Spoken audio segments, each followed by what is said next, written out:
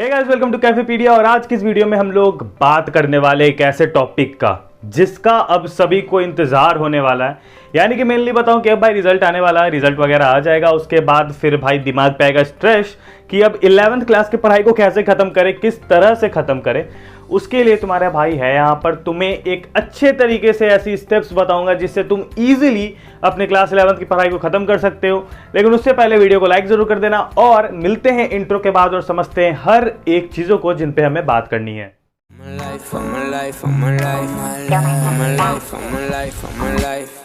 All my life I've been working for the money. All my life I've been chasing after honey. तो hey guys, मेरा नाम है Rituraj. Okay, बहुत लोगों का ये कमेंट आता है ऋतुराज, तो भाई मेरा नाम ऋतुराज नहीं है, ठीक है, ऋतुराज नाम है। और आज हम लोग इस वीडियो में बात करने वाले कि कैसे हम लोग अपने क्लास 11th के सिलेबस को 4 महीने में पूरी तरह से कंप्लीट करेंगे। मैं थोड़ा टेक्निकल गुरु जी की तरह बोलने लग गया था ना, फास्ट। चलो कोई बात नहीं।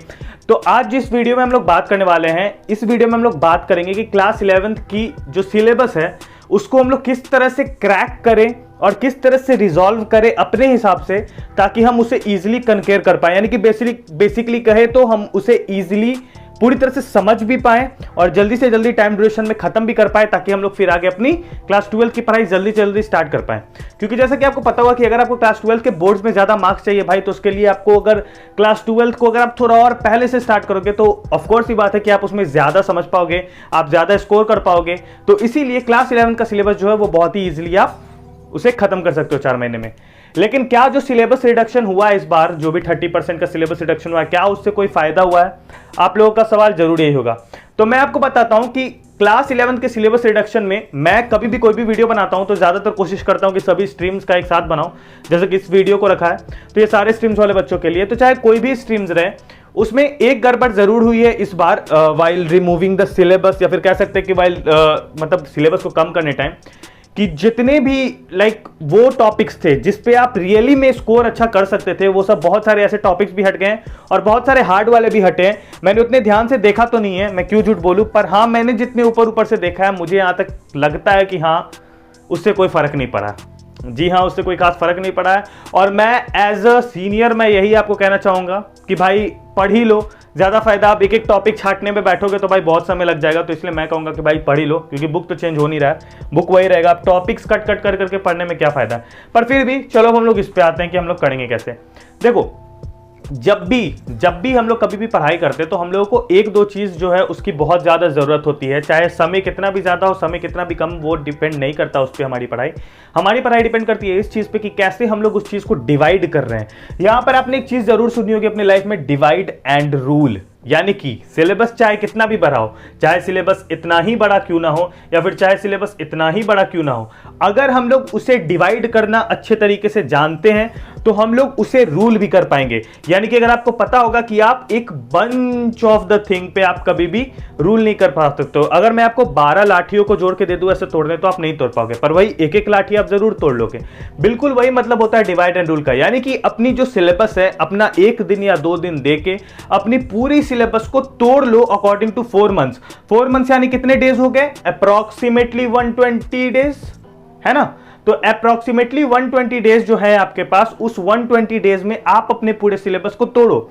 यानी कि मान लो अगर 15 चैप्टर है और 15 चैप्टर के लिए मेरे पास 120 डेज है, तो मैं एक दिन में लगभग एक चैप्टर का कितना पार्ट करूंगा ये मुझे पता होना चाहिए। और ये कैसे पता चलेगा? जब आप उसे डिवाइड एंड रूल करोगे। और डिवाइड एंड रूल करने के लिए आपको अपना एफर्ट लगाना पड़ेगा और अपने सिलेबस को, चाहे आप किसी भी स्ट्रीम से हो या फिर किसी भी सब्जेक्ट को पढ़ रहे हो, आप उस सब्जेक्ट को पूरी तरह से बांटो 120 दिन में कि। और मैं आपको अगर कहता हूं, अगर मैं आपको एक बात कहूं, तो उसमें आप एक चैप्टर का लिटरली एक चैप्टर का डेली आपको 2 से 3 ही पेज पढ़ना पड़ेगा, 2 से 3 पेज मैक्सिमम। मुझे तो जहां तक लगता है कि और कम ही पढ़ना पड़े, आई थिंक 1 से 2 ही पढ़ना पड़ेगा जब आप उसे डिवाइड करोगे। आर्ट्स वाले बच्चों के लिए मे भी थोड़ा ज्यादा पढ़ना पड़ जाए, साइंस वाले बच्चों के लिए थोड़ा कम, और कॉमर्स वाले बच्चों के लिए मीडियम। मुझे जहां तक लगता है कुछ ऐसा ही होगा, क्योंकि आर्ट्स में थ्योरी पैटर्न ज्यादा है, थ्योरी पोर्शन ज्यादा है। तो मैं आपको सबसे पहला जो चीज बताऊंगा वो यही बताऊंगा कि आप उसे डिवाइड एंड रूल करो। यानी कि आप अपने सिलेबस को पहले कट कर लो डिफरेंट पोर्शंस में, और फिर आप उसको एक ही बार अच्छे से मतलब उससे थोड़ा करके पढ़ते जाओ। और साथ ही में एक चीज हमेशा याद रखना, चाहे पढ़ाई 4 महीने की हो या फिर 4 दिन की, एक चीज जो होती है वो बहुत जरूरी होती है, वो है नोट्स बनाना। अब एक चीज बताओ, जब मैंने अपनी 20 दिन में प्रिपरेशन करी क्लास 12 की, तो उसका मतलब ये नहीं ना था कि मैं अभी आपको कॉपीज दिखा सकता हूं अपनी, मैंने लिटरली उस 20 दिन में पढ़ाई करते करते नोट्स भी बना लिया था, जबकि वो नोट्स मुझे आगे कभी काम देने वाली नहीं थी, लेकिन फिर भी मैंने बनाया। उसका रीजन क्या था? क्योंकि जब आप नोट्स बनाते बनाते पढ़ते हो ना, तो आपकी पढ़ाई कंप्लीट हो जाती है। अगर आप सिर्फ पढ़ोगे तो वो इनकम्प्लीट है, पर अगर आप नोट्स बनाते हो उससे दो फायदा होता है। पहला तो अगर आप लिखते हो तो आपको प्रैक्टिस ज्यादा होती है, और दूसरा कि आपको याद बहुत जल्दी हो जाता है आपका लिखा हुआ कोई भी चीज। तो आई विल सजेस्ट यू कि आप अपने खुद के नोट्स बना लो, मैं यही सजेस्ट करूंगा। आप मतलब दूसरे के नोट से पढ़ सकते हो, कोई दिक्कत नहीं है, लेकिन आप अगर अपनी आइडियाज लिखते हो ना तो बहुत जल्दी इजी होता है कैच करने के लिए, सिंपली मैं यही कहना चाहूंगा। ठीक है, अगला है रूल एंड विड। अब भाई डिवाइड एंड रूल हो गया, तो रूल एंड विन इजीली हो सकता है। कुछ नहीं, बस रूल करना है। और देखो, चाहे कितना भी ज्यादा टफ टॉपिक क्यों ना रहे, कितना भी ज्यादा लिटरली टफ टॉपिक क्यों ना रहे, अगर आप दो पेजेस अगर डेली पढ़ोगे ना, तो आई थिंक कि 2 पेजेस में आपका मुश्किल से 1 टॉपिक कवर होता है। आप जब 11th में आ गए हो तो अब 10th वाली बात नहीं है कि 2 पेज में पूरा चैप्टर खत्म हो रहा है, अब आपका एक टॉपिक मुश्किल से कवर होगा। तो वही एक टॉपिक पे आप अगर एक दिन दोगे तो वो बहुत ही इजीली आप समझ भी पाओगे। साथ ही में आपको क्या करना है कि आप उस टॉपिक को पढ़ के नोट्स तो बनाओगे ही बनाओगे, लेकिन आपको साथ में उसके जितने भी क्वेश्चन आंसर्स है, अब क्वेश्चन आंसर्स कौन से करने हैं, आप इस बात को लेकर कंफ्यूज हो गए, तो क्वेश्चन आंसर आपको करने हैं वो जो मैं अभी आपको बता रहा हूं, यानी कि आपको करने हैं एनसीईआरटी के इन टेक्स्ट, एग्जाम्पल एंड एक्सरसाइज, तीनों इन टेक्स्ट, एग्जाम्पल एंड एक्सरसाइज। याद कर लो, अगर स्कोर करना चाहते हो 11th 12th में, तो एनसीईआरटी के इन टेक्स्ट, एक्सरसाइज और एग्जाम्पल्स तीनों एकदम होते हैं ना, रटा नहीं, आई मीन पूरा अच्छे तरीके से समझा होना चाहिए और माइंड में एकदम घुसा होना चाहिए।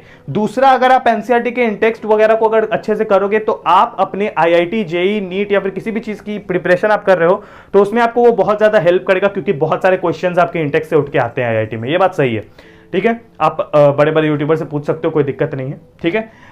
और एक और बात, अगर आप अपनी आईआईटी की प्रिपरेशन इसके साथ कंटिन्यू करना चाहते हो इस 4 मंथ में, तो मैं आपको कहूंगा कि भाई you have to work more hard. यानी कि अगर आप 3 से 4 घंटे दोगे ना, तो आपका काम हो जाएगा, यानी कि एक सब्जेक्ट पे मैक्सिमम 1 घंटा। लेकिन अगर साथ में आईआईटी जेईई या फिर किसी कंपटीशन की भी प्रेप करनी है, तो आप उसके साथ आप 6 से 7 आवर्स दो, आपका वो काम भी डन हो जाएगा। अब अगला चीज है विन एंड मूव अहेड। यानी कि अगर मैं इस टॉपिक को जीत गया हूं, तो अब ये नहीं करना है कि 10 दिन खुशी मना रहे कि भाई एक चीज समझ में आ गया, अब तो भाई 2 दिन आराम कर लेते हैं, फिर अब अगले टॉपिक के लिए वेट करेंगे। ये नहीं करना है। अगर आज कुछ खत्म किया तो कल का जो तुम्हारा टास्क है वो तुम्हें पूरा करना है इन एनी हाउ। अगर चाहते हो 4 महीने में सिलेबस को कंप्लीट करना, तो करना है। And start the next mission. Easy, ये इजी लिखा हुआ है, ठीक है।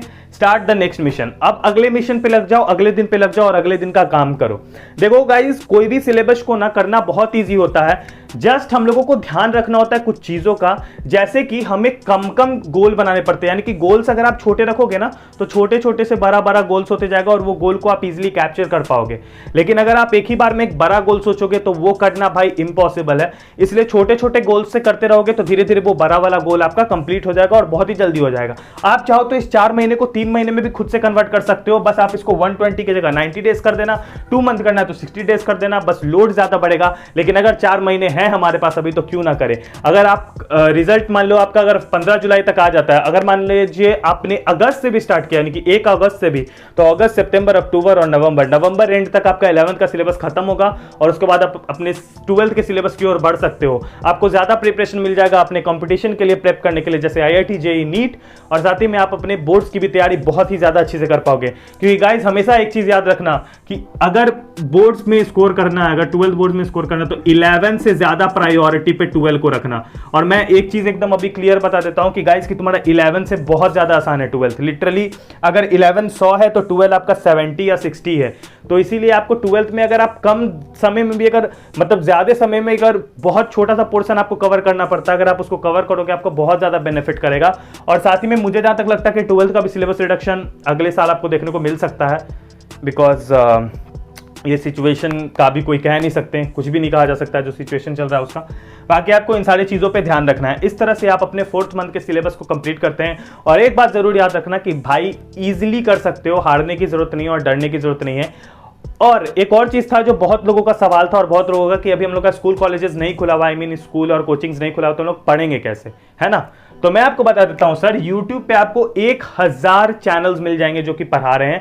आप कोई भी ऐसा चैनल पकड़ो जो कि आपको सही लगता है और आप उससे पढ़ सकते हो। अभी मैं आपको कुछ चैनल रेफर करने वाला हूं मेरे तरफ से, जिनसे कि मैंने पढ़ाई करी थी, जो कि आपको हेल्प कर सकता है। मैं अभी अपने सेकंड ईयर में हूं ग्रेजुएशन में, पर फिर भी मुझे बहुत सारे ऐसे चैनल्स पता है जिनसे मैंने 12th में पढ़ा था, और मेरे कॉमर्स वाले फ्रेंड्स ने जिनसे 12 में पढ़ा था।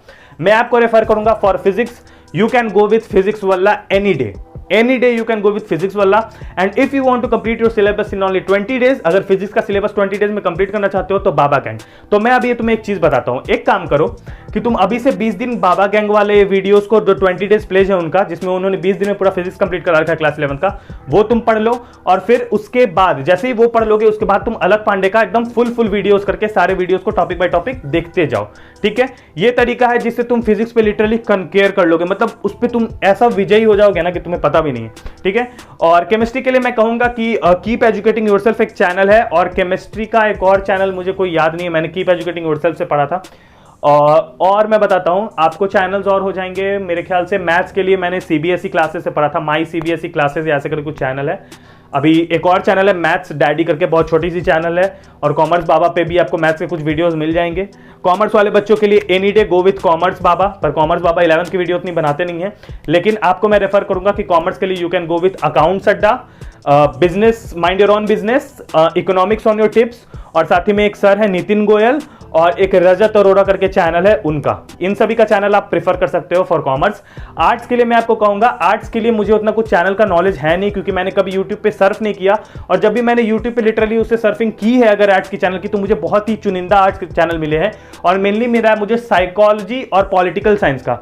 तो आप पे है वो कि आप यूट्यूब पे रिसर्च कितने अच्छे से करोगे, तो आप यूट्यूब पे रिसर्च करो। बाकी अनअकैडमी पे आर्ट्स के बहुत सारे वीडियोस अवेलेबल है शायद, तो आप एक बार जाके वहां से एक जरूर चेकआउट करना। ठीक है, अनअकैडमी पे, क्योंकि आप अनअकैडमी को आप फ्री में भी बहुत सारे कंटेंट एब्जॉर्ब कर सकते हो, चाहे आप किसी भी स्ट्रीम करें। आप अनअकैडमी से कुछ फ्री कंटेंट है जो कि अनअकैडमी पे अवेलेबल है, आप उसे एब्जॉर्ब कर सकते हैं। और साथ ही में जो बच्चे अभी क्लास 11 और क्लास 12 में पीसीएम या पीसीबी करके आगे आईआईटी या नीट करना चाहते हैं, तो वो एक बार परीक्षा आप जरूर चेकआउट कर सकते हैं। ठीक है, अगर आपको वहां से कुछ भी परचेज करना है तो आप मेरा कूपन कोड यूज कर सकते हैं, कैफे IIT 15, आपको 15% डिस्काउंट मिल जाएगा, लगभग 3800 के आसपास। ठीक है, it is all on you, अगर आप चाहो तो आप कर सकते हो। तो गाइज मैं आपको यही कहना चाहता हूं कि अगर आप अभी से प्रिपरेशन के लिए लग जाओगे तो आपको बहुत बेनिफिट करेगा, और आप बहुत ही ज्यादा इस पे काम कर पाओगे। एट दी एंड मैं आप लोगों से एक चीज कहता हूं कि मैं जो भी वीडियोस है 20 के हो जाने के बाद मैंने ये डिसाइड किया कि मैं जो भी वीडियोस है आपके कहने पे बनाऊंगा, या फिर आप जैसे रेफर करोगे मैं वैसा वीडियो बनाऊंगा। तो जो भी इस वीडियो के नीचे मोस्ट लाइक्ड कमेंट होगा, जो भी टॉपिक का, आपको टॉपिक अपना कमेंट करना है, और किसी दूसरे बंदे को उसी टॉपिक पे अगर वीडियो चाहिए तो वो उसे लाइक करना। जो मोस्ट लाइक्ड कमेंट होगा उस पे अगली वीडियो आएगी, फिर जो मोस्ट लाइक कमेंट होगा उस पे अगली वीडियो, और ऐसे मैं आपकी डिमांड पे ही वीडियोस बनाऊंगा, ताकि आप लोगों को आपके वीडियोस इजीली मिल पाए, और ये आपके लिए काम कर रहा है। तो इसी के साथ अपना ख्याल रखना, bye bye, take care and peace. अब सब कुछ शांति है, कोई लफड़ा नहीं है। बाय।